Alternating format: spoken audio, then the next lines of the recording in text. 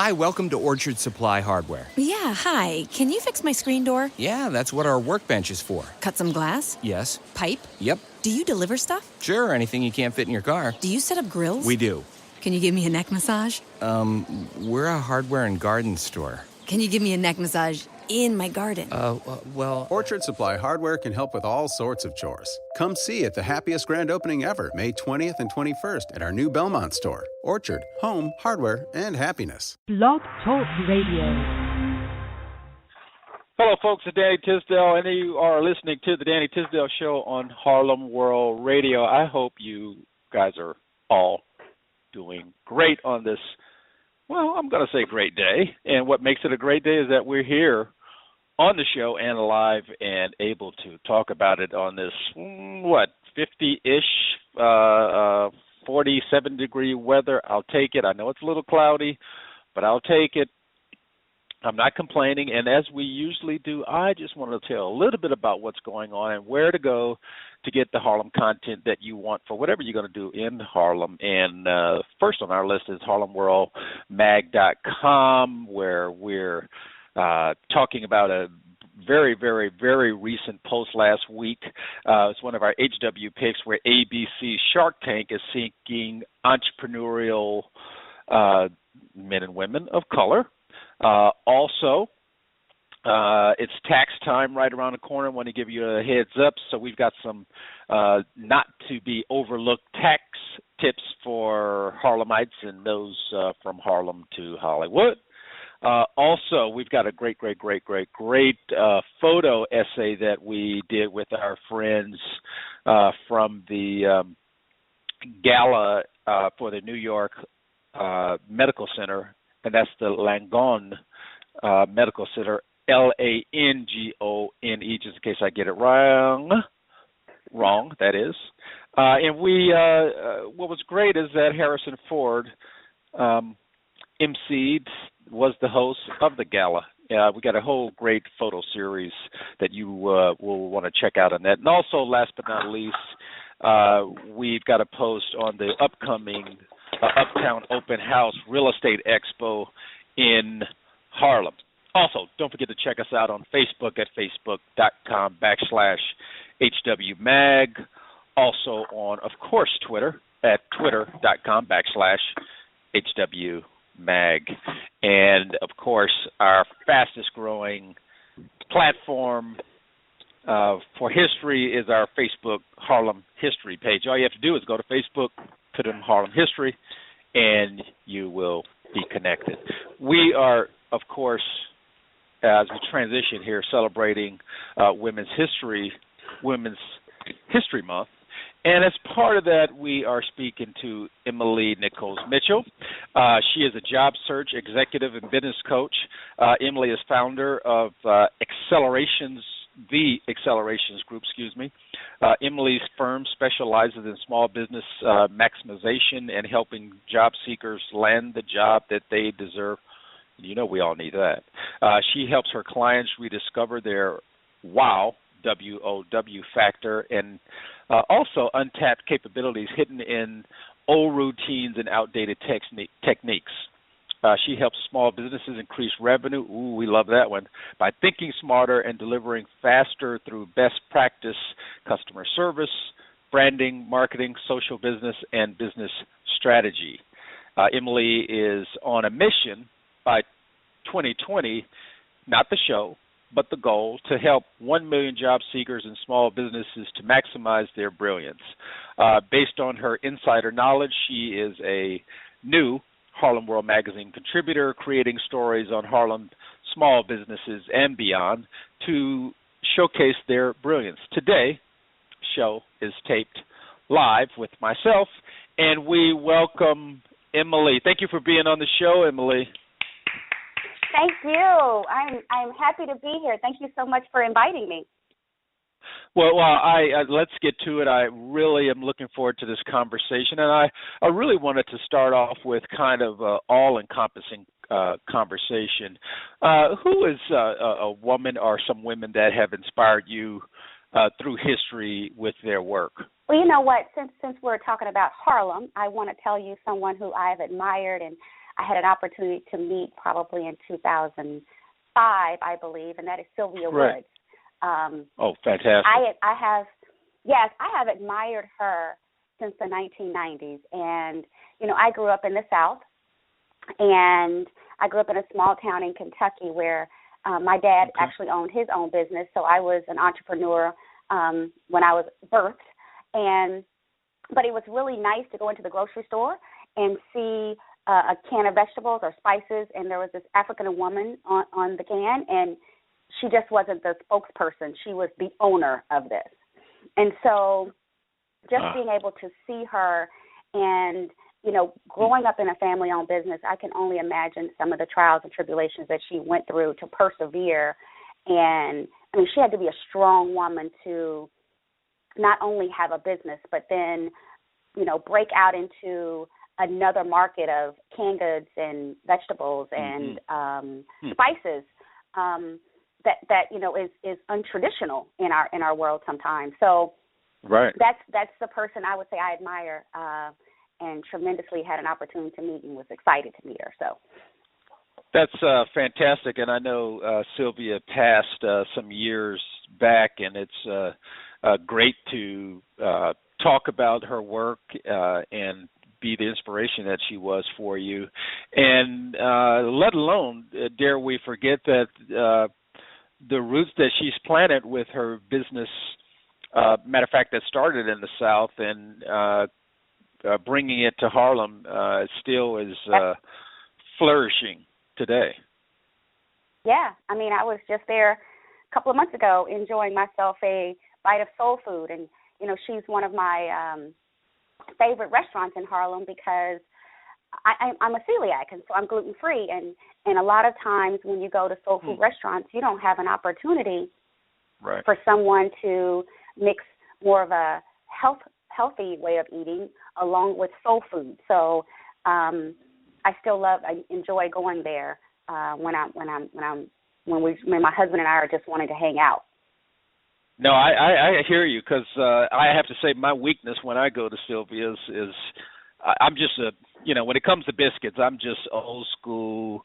My roots are in the South, even though I was born on the West Coast, but I used to love my grandmother's biscuits that didn't have any shapes, didn't have a shape, but Silvia's biscuits remind me of that. So, when you mentioned Silvia's, that came to my mind right second to the great work that she's done. But I think you're right on point with that. She has really done some really great work, and even though she's not with us, she continues to do that work. So, and I heard you, Emily.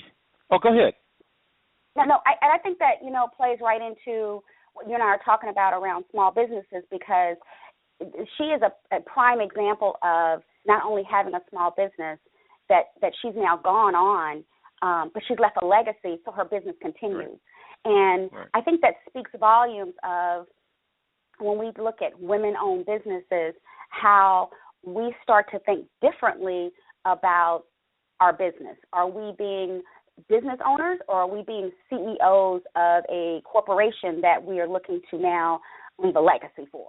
And that's a totally different elevation of your business that I like to help business owners get to, is not just being business owners, but really elevating their business to being CEOs of a corporation. That's a great point, and I'm glad you mentioned that, because that makes me think of you mentioned the word legacy, and it makes me think of what Silvia did, which is she's left this legacy with her daughters, and her daughters have followed right in her pumps, and they are doing a great job of really carrying the baton of Silvia's and the work that she's done, and continuing to leverage and grow the business. Yep, exactly.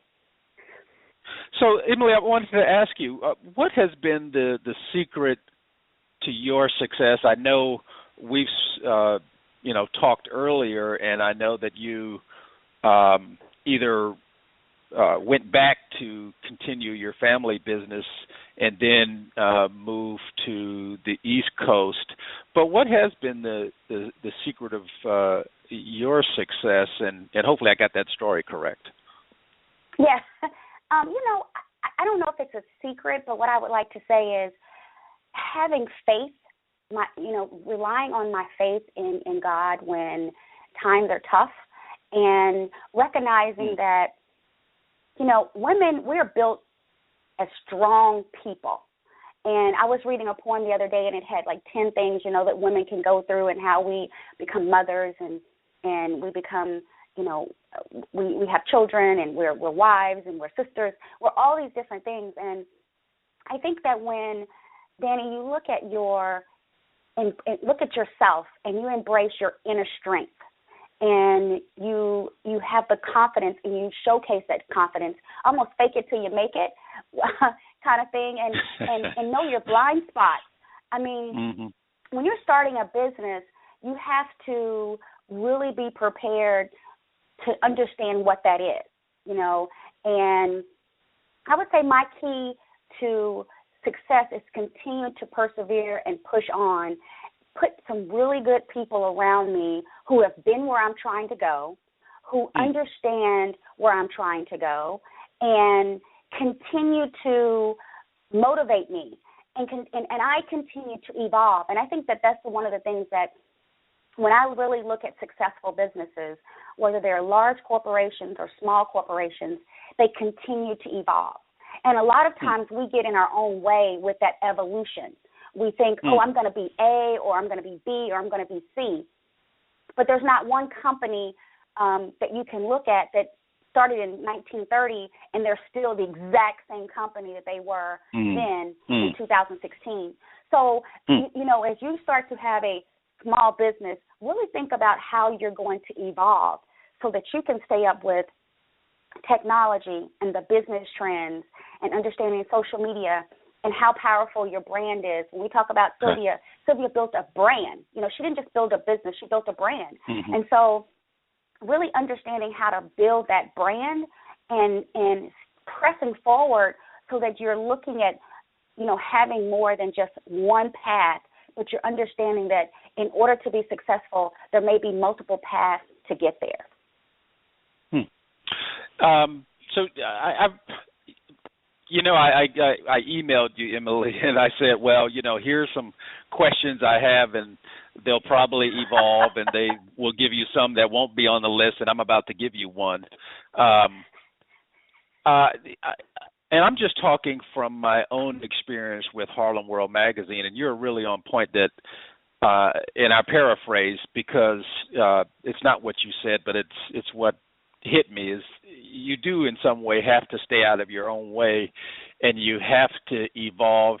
And, I've done that, Emily, by talking more about Harlem World and not about myself owning the business, but that here's what the company needs to do, here's where we need to go. And is that some of what you're talking about, or am I completely off track? No, I think that you're absolutely right. I think that that's what most businesses do. They are so focused on the product that they're delivering that they forget to put the face behind the product. So I'll give you an example. OWN. What would OWN be without Oprah? Oprah, right. So, Oprah is not just OWN. She's the face behind OWN. She is the only person on her cover of all of her monthly magazines. So I think it's understanding that you got to have both.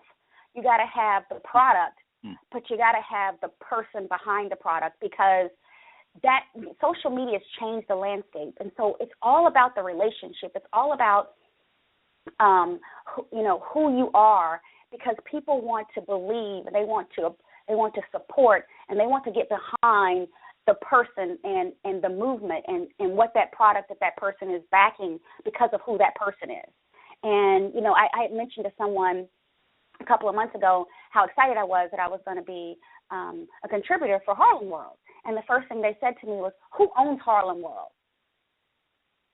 So it's really it's understanding the brand around who Harlem World is, because you can separate the two, but at some point it is a part of that brand. I mean, that's why you still see the granddaughter on the Wendy's commercials a lot of times, right, because she's still a part of the brand. Right. And she's not in front of the brand, but she's still a part of the brand, like you said. People do want that connection, and you're really right on point. And, Emily, here we are, believe it or not, we're at the halfway point, and I'm going to take a quick, super quick station ID and let our listeners know they are listening to Harlem World Radio, and we are listening and talking and getting advice from Emily Nichols Mitchell, who is founder of Accelerations Group. And check us out on HarlemWorldMag.com, on Facebook, on Twitter. And all you got to do is go to search engines and find us in many, many other places. And we're back, of course, and talking to Emily and talking about business, the brands, the individual, and at the same time, we're talking about those who have influenced her and myself during Women's History Month. If I can get it right, I'll be okay. So we want to circle right back. Well, I forgot to have my tea this morning, so maybe that's it right there that I'm having trouble with. Emily, I saw in your bio that you're on a mission to affect 1 million people by 2020. With I guess I'm calling it a campaign of maximizing their business with job seekers and small businesses. Why? Yeah, I have a campaign, Maximize Your Brilliance. And, 2020 is not too far away, but it seems like it's far away. I know, it's scary. If you really look at the job market, they're hiring, roughly 200,000 people a month. And businesses, especially women-owned businesses and minority-owned businesses, are growing by leaps and bounds. I mean, according to the 2015 State of Women-Owned Business report commissioned by the American Express Open, since 1997, there's been an average of 608 net new women-owned businesses launched each and every day. And and when you think about 2015, it was 887 businesses that launched every day. So if you think about it from that perspective, wow, 1 million is not a lot. But the reason why I'm on a mission to help 1 million is because of not so much that it's that many businesses launching every day, it's that one of the things that's alarming to me, Danny, from a women-owned and African-American-owned business standpoint is African-American-owned businesses have surpassed the most businesses launched per day. But the sad truth is it's out of 887 businesses that are launching per day, nearly 500 are minority firms. And 223 of those firms are started by African-American women, and 168 by Latina, and 105 by Asian American women. Almost half. Exactly. But sure, when you start to look at where the rubber meets the road, and where I say they call the sales receipts, where the revenue is, now it turns a different story. You have only about 9%.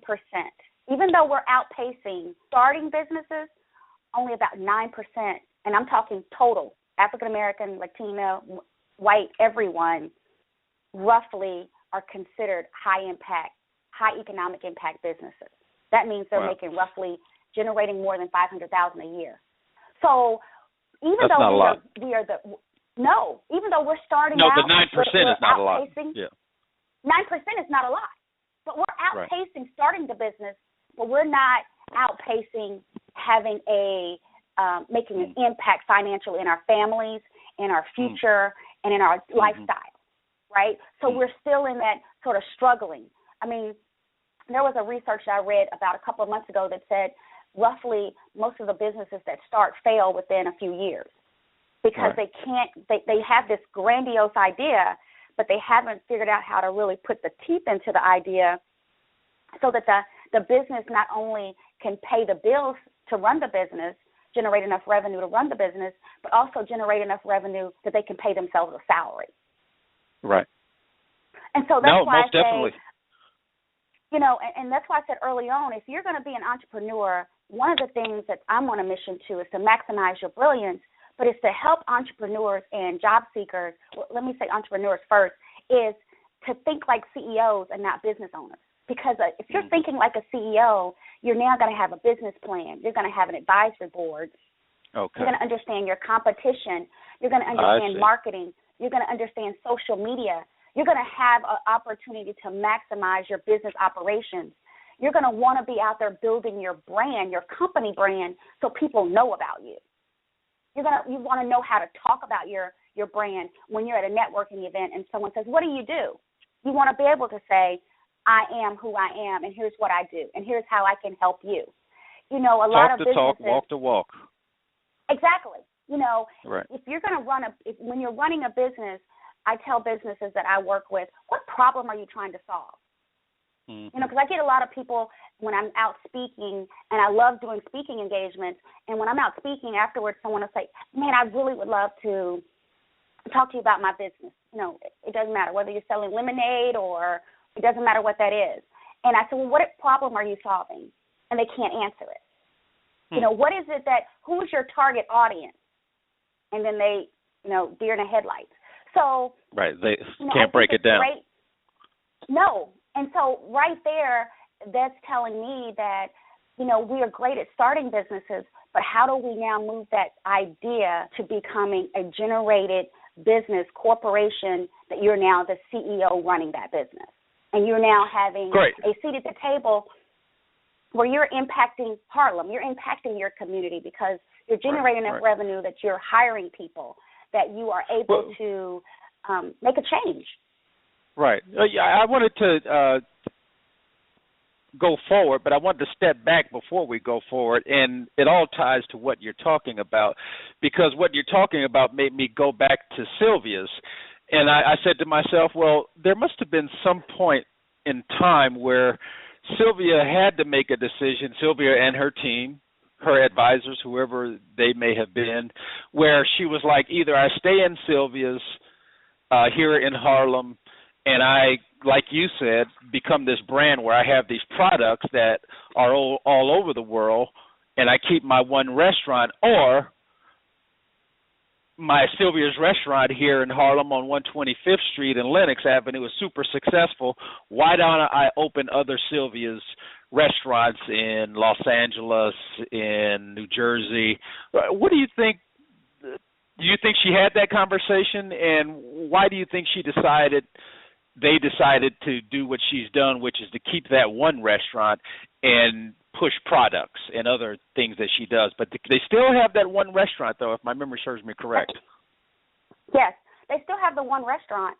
And I am sure that when she sit down with her team of people and her advisors and they look at where they could make the most impact and where it was the best business strategy at the time. I mean, you think about it was, she opened her business in, I think it was 1962. Right, and then in the early 90s, she had a cookbook, and then she expanded her restaurant. These other products start kicking in. Yes. Yeah. So when you think about, a lot of people will say, "I'm going to go a mile wide and an inch deep." She said, "Wait a second, there's a problem out here that we need to solve," and that problem was soul food spices. I mean, I have some in my cabinet, right? So the problem wasn't that she needed to have other restaurants. She found a niche that said, there's a lot of spices out there, but there's none that really hits that soul food niche.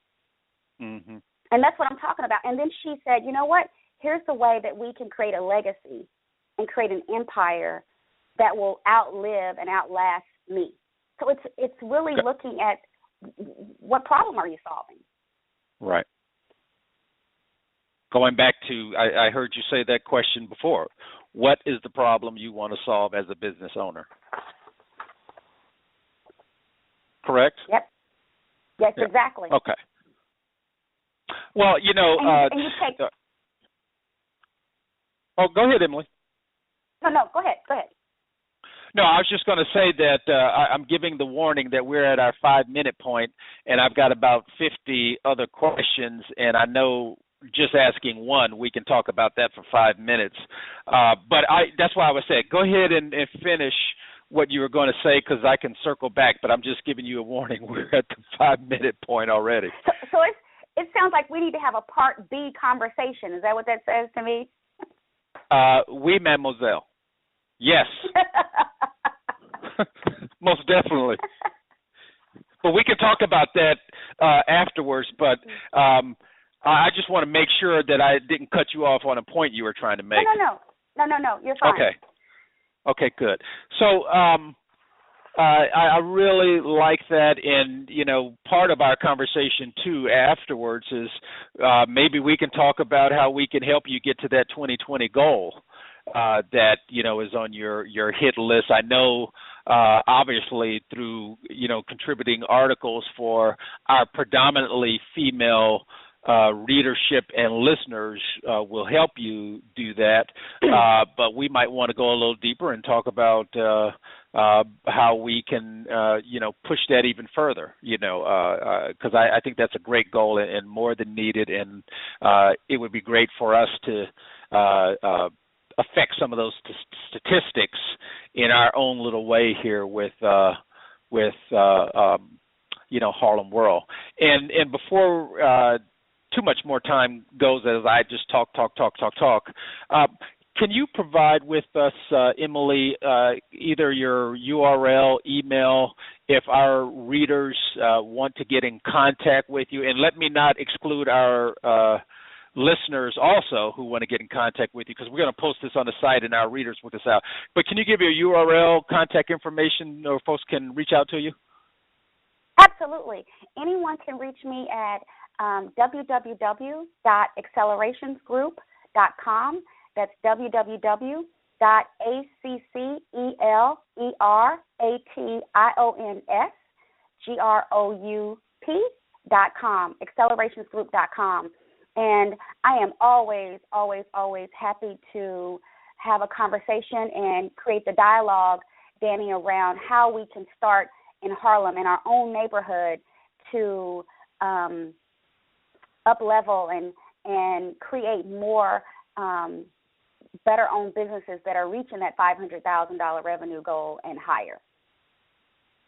Okay, and I'm going to throw a wrench at you. And I know that you're not ready for this question, but I figure here it is, Women's History Month, and we have a woman running for president, and she, if she won, would make, of course, women's history. What do you think the change would be having a female president? And I'm asking you a 1-hour response question, and I'm asking for a 1-minute response, Emily. And actually, sorry. I'm glad that it's sorry. I'm glad it's 3:28, so I can say I don't have time to answer that question like I want to. What I'll say is that I think it's great that she's a woman, just like I think it's great that Obama is a man.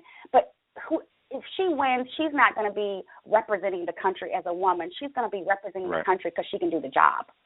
And I think if we stay focused on really looking at who can do the best job, I think that her qualifications and her experience will probably hands down say she can do the job.